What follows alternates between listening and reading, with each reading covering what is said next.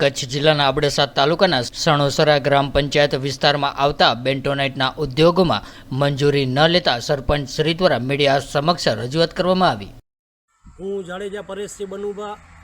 સરપંચ સંગઠન પ્રમુખ અબડાસા તાલુકો અને સરપંચ સણોસરા જૂથ ગ્રામ પંચાયત। આજ રોજ એટલે કે મા ન્યૂઝ હોય કે કોઈ પણ મીડિયા સમક્ષ આજે લેટર પણ મેં મોકલ્યો છે, પણ અમારા સણોસરામાં આવેલ લગભગ 5 ઉદ્યોગો બેન્ટોનાઇટના ઉદ્યોગોમાં લગભગ છેલ્લા કોઈ 10 વર્ષ થયા હશે, કોઈ 8 વર્ષ થયા હશે, કોઈ 7 વર્ષ થયા હશે। એને જમીન કરાવ્યા પછી મોટા મોટા બાંધકામ એટલે કે 5000 ફૂટ, 10,000 ફૂટ, 20,000 ફૂટ એવા બાંધકામ થઈ ગયા છે, પણ આજ દિવસ સુધી એને થયા પછી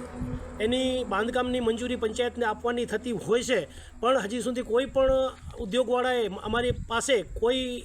નકશો પ્લાન્ટ મૂકેલ પણ નથી અને કોઈ મંજૂરી લીધેલ પણ નથી અને બધા બાંધકામ થઈ ગયા છે। બાંધકામ પાછળ આજે 10,000 કે 15,000 ફૂટ બાંધકામ હોય અને એનું જો ટેક્સ આપણે 10 કે 15 રૂપિયા નાખીએ તો પંચાયતની આવક દર વર્ષે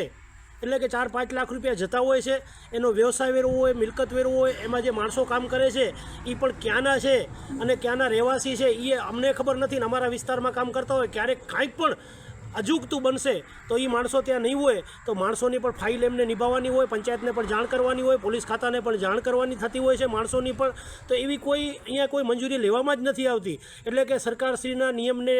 નેવે મૂકી અને આ બધા ઉદ્યોગો ચાલતા હોય છે। જો ઉદ્યોગો ગ્રામ પંચાયતને સરકાર સદ્ધર બનાવવા માગતી હોય અને અત્યાર સુધી સરકાર ગ્રામ પંચાયતના હિતમાં નિર્ણય લેતી હોય છે, પણ આ ઉદ્યોગવાળા બધા બેફામ એટલે કે જેને કહેવાય કે ખનીજ ચોરો, જેને મજા આવે ત્યાંથી ખનીજ કાઢી લઉં અને જેને મજા આવે ત્યાં વેચી દેવું, આ બધી આ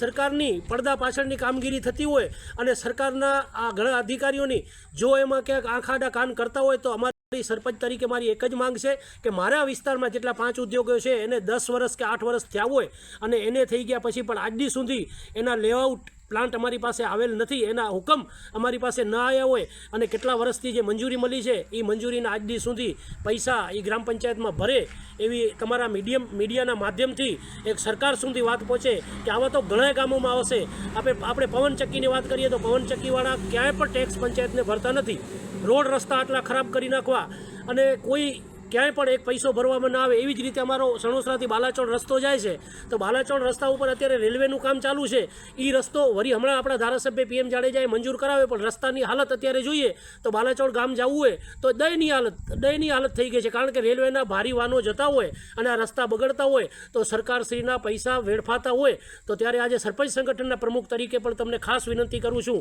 કે આવા લોકો લુખ્ખા તત્વો જેને કહીએ કે બેફામ જે અત્યારે ખનીજ ચોરી કરતા હોય કે બેફામ પંચાયતના પૈસા પણ ભરવા તૈયાર ન હોય કે તાલુકા પંચાયતને આવકમાં રોયલ્ટી ચોરી કે ખનીજ ચોરી થતી હોય તો એના ઉપર કડક પગલાં ભરવામાં આવે એવી આપણા મીડિયા સમક્ષ અમારી માંગ છે।